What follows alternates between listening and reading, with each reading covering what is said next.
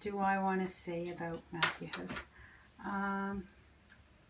Well, I think, if you watch the news on any given day, you might hear about refugee claimants. They're often called asylum seekers right now, and often they're seen in often a negative light. There's a lot of negative words to describe them, and I guess my heart's desire is to teach the world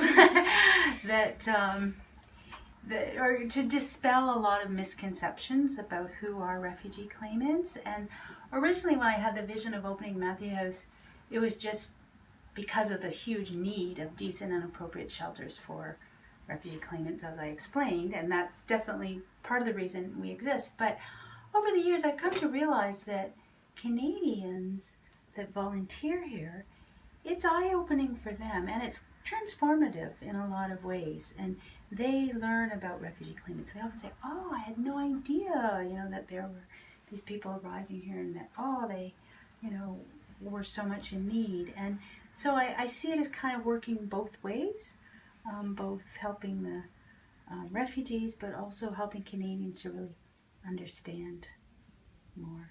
So that's a long answer for a short question, but. Okay. And so one of our questions, like the big one, is what you want to use the money for, the grant? Yeah. I think we would be thrilled to have any kind of funding.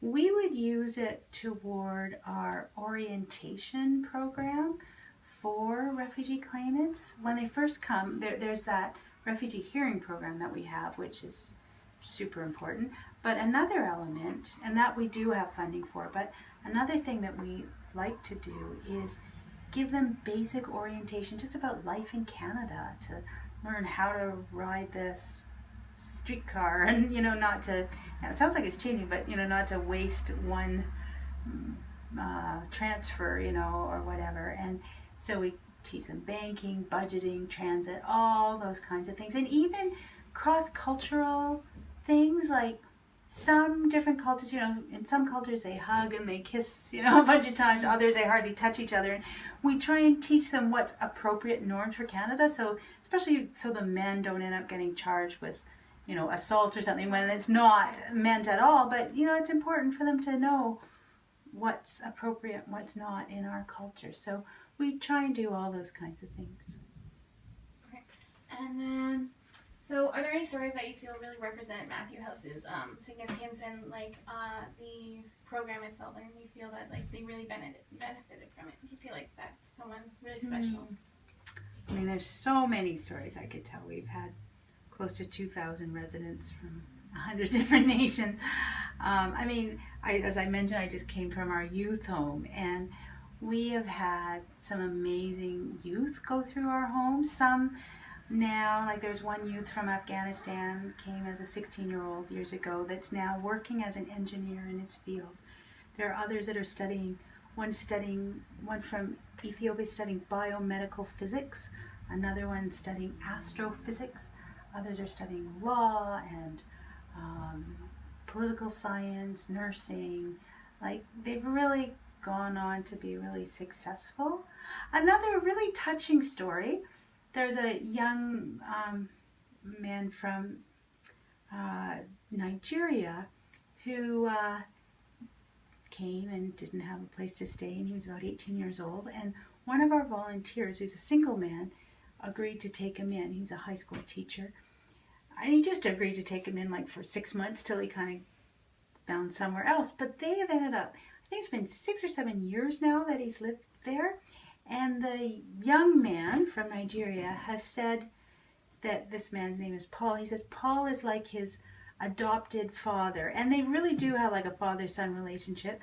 And in fact, he's even said, but Paul is single and just had one sibling that's no longer living and no nieces or nephews. And he said, I never want to see Paul go in a nursing home. He'll always have a place with me. He says, even if I get married with a family, Paul can live with us, if he gets old, when he gets older, and all that. And I thought that's very beautiful. It's kind of like the giving back kind of picture. Oh, okay. And what tactics do you think Matthew House uses compared to other refugee charities or houses? What do you think that differentiates?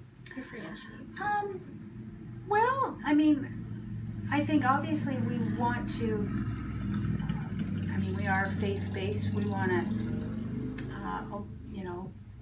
embrace Jesus' command to love our neighbor and to welcome the stranger. And so we want to do everything with love, with care. We want to restore people's sense of dignity. And even our places, like Trust, as you saw our house, like we'd like them to be beautiful, to be well kept, to not to be rough and falling apart. We like to instill that sense of dignity for the refugees. And, yeah. I think that would be a distinctive. So, as the founder, do you have like a quote specifically you want to be said in our documentary, just to highlight exactly what you feel about Matthew House and what you've given and what it's given you? Boy, these are profound questions. I needed a few days to think these through.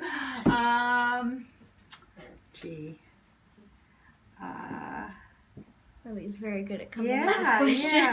Well, as you know, our name comes from that passage, Matthew 25:35. I was a stranger and you welcomed me. I hope that our homes are a reflection of God's love for the world. Like, I hope that we really do treat people with dignity and love. And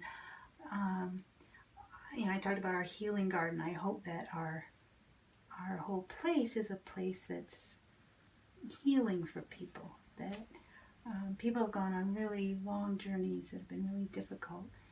And so my heart's desire would be that refugees experience a place where their hope and their dignity are restored. And that's actually now part of our new mission statement or something like that, where dignity and then in independence. It fosters independence. It gives them that sense of, yes, I can do it on my own. They have the tools and the confidence. So I think that would be my heart's desire. Okay. And in your words, how efficiently do you think Matthew House runs? Those are not the questions you ask. There's good days and bad days. So I'm actually not now the executive director, as I mentioned. So really, that would be a question for Karen.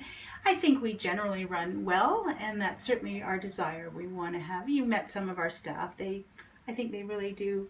I don't think they see their job as just a job, but more of a sense of calling, that they want to do it because they want to make the lives of refugees better.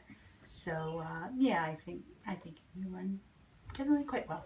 Okay. And how many individuals do you usually have living in each house around? Yeah.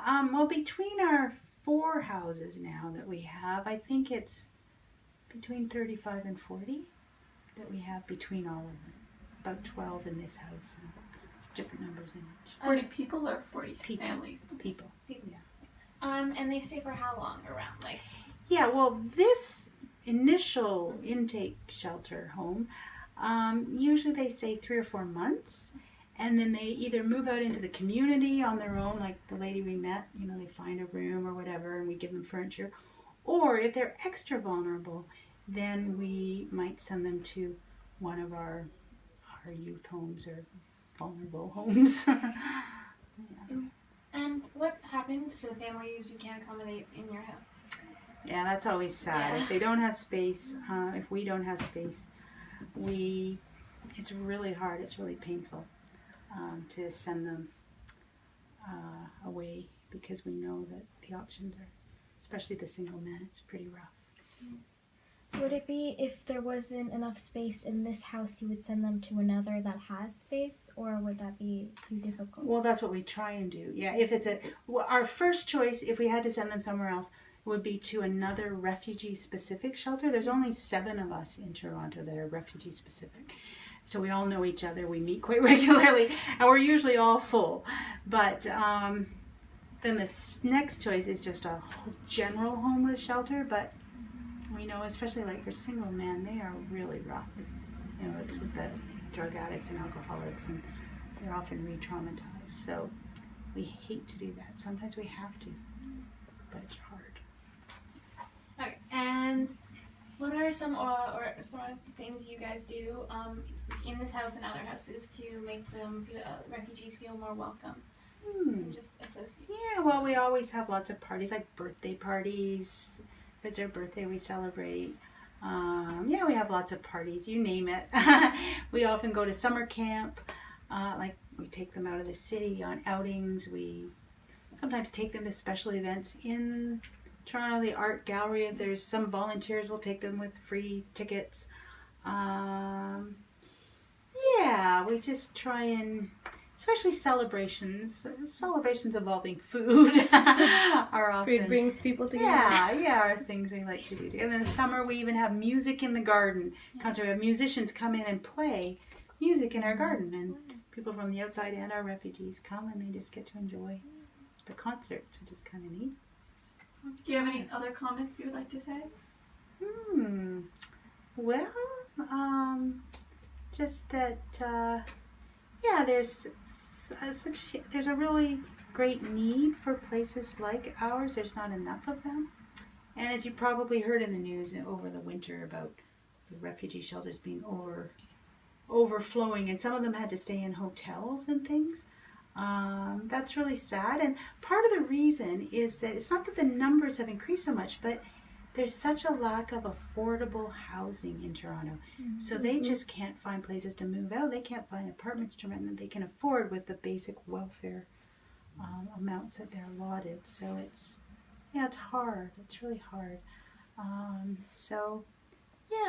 My heart's desire is that hopefully we can open even more places like this so more people can be welcomed in a warm, caring environment.